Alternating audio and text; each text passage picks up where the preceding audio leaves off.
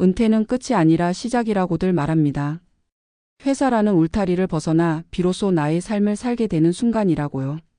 하지만 현실에서 많은 은퇴 부부들은 그 시작선에서 조용히 그리고 천천히 무너집니다. 그 무너짐은 큰 사건으로 오지 않습니다. 병원비 고지서처럼, 식탁 위에 놓인 말없는 침묵처럼, 통장을 바라보는 눈빛처럼 아주 일상적인 모습으로 찾아옵니다. 오늘 이야기는 한국의 평범한 은퇴 부부들이 가장 많이 무너지는 바로 그 단계에 대한 이야기입니다. 서울 외곽에 사는 50대 후반의 김씨 부부는 주변에서 늘 준비 잘한 부부로 불렸습니다. 남편은 중견기업에서 30년 넘게 근무했고 아내는 아이들 키우며 가게를 꼼꼼히 관리했습니다. 퇴직금도 받았고 국민연금도 곧 나오니 이제는 걱정 없이 살 수 있을 거라 믿었습니다. 은퇴 후 첫 몇 달은 정말 평화로웠습니다. 늦잠을 자고 평일 낮에 마트에 가고 둘이서 커피를 마시며 이런저런 이야기를 나눴습니다. 그동안 못했던 대화들이 자연스럽게 이어질 줄 알았습니다. 하지만 시간이 지나면서 대화는 줄어들기 시작했습니다. 할 말이 없어서가 아니라 말하지 않게 되었기 때문입니다.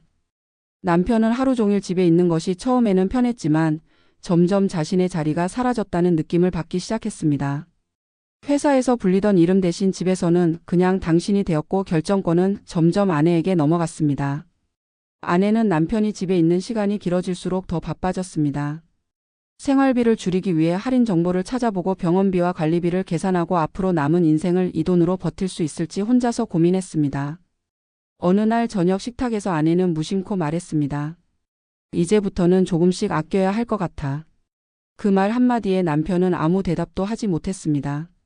아껴야 한다는 말이 곧 당신은 더 이상 벌지 않는 사람이라는 선언처럼 들렸기 때문입니다. 그 이후로 부부 사이에는 보이지 않는 금이 생겼습니다. 돈 이야기는 곧 감정의 이야기가 되었고 작은 지출 하나에도 서로의 눈치를 보게 되었습니다. 여행 이야기는 사라졌고 외식은 특별한 날에만 허락된 일이 되었습니다. 남편은 점점 말수가 줄었고 아내는 점점 혼자 결정하는 일이 많아졌습니다. 이 부부가 무너진 순간은 큰 위기가 아니었습니다. 은퇴 후 생활비를 계산해 보는 바로 그 단계에서였습니다. 수입은 줄었는데 지출은 크게 줄지 않는다는 사실을 마주한 순간부터 부부의 관계는 이전과 같을 수 없었습니다. 또 다른 이야기가 있습니다. 지방 중소도시에 사는 60대 초반의 박씨 부부입니다. 이 부부는 은퇴 후에야 비로소 함께하는 시간이 많아질 거라 기대했습니다. 아이들은 모두 독립했고 이제는 둘만의 인생이 시작될 거라 생각했습니다. 남편은 공무원으로 성실하게 일했고 아내는 늘 그 옆을 지켜왔습니다. 은퇴식 날 아내는 웃으며 말했습니다. 이제 당신 고생 끝이야. 그 말은 진심이었고 축하였습니다.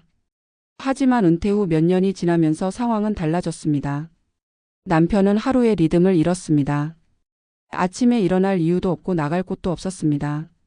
아내는 그런 남편을 걱정하면서도 점점 답답해졌습니다. 하루 종일 집에 있으면서도 아무것도 하지 않는 남편을 보며 아내는 혼자서 집안일과 감정 노동을 감당해야 했습니다. 어느 날 아내는 병원에서 고혈압 진단을 받았습니다. 그동안 참고 쌓아온 피로와 스트레스가 몸으로 나타난 것이었습니다. 문제는 그 다음 단계였습니다.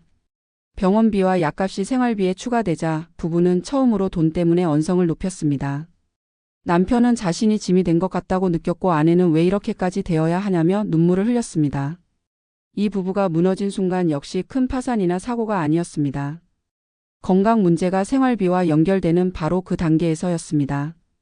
은퇴 후에는 시간보다 건강이 먼저 무너지고 그 다음이 관계라는 사실을 이 부부는 뒤늦게 깨달았습니다.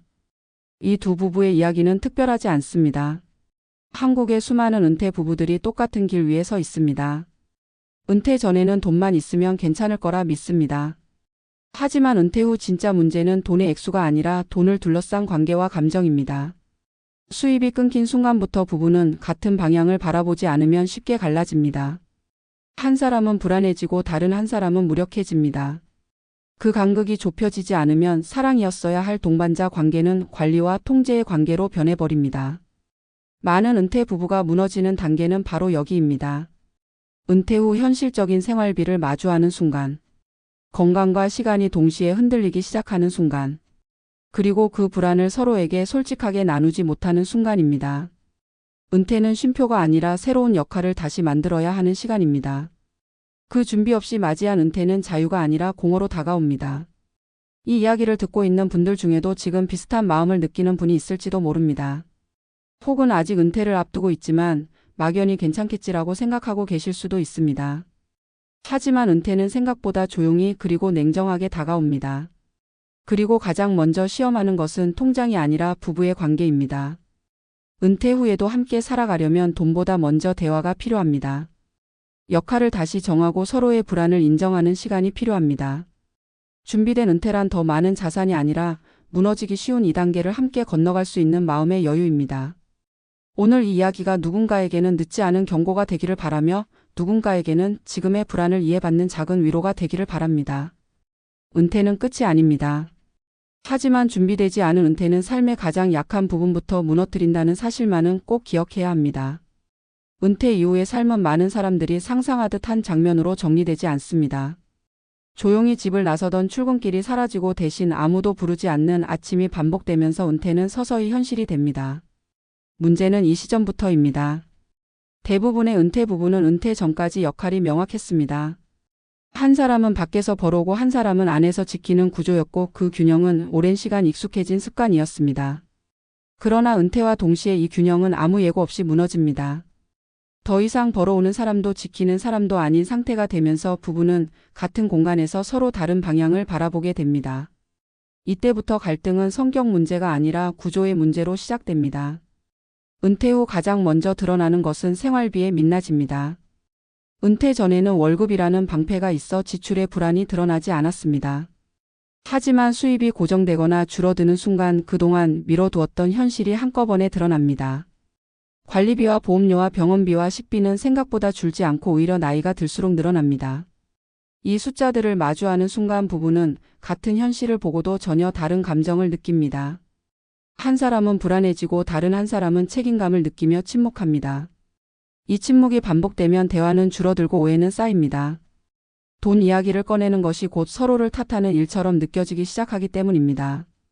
많은 은퇴 부부가 2단계에서 관계의 균열을 경험합니다.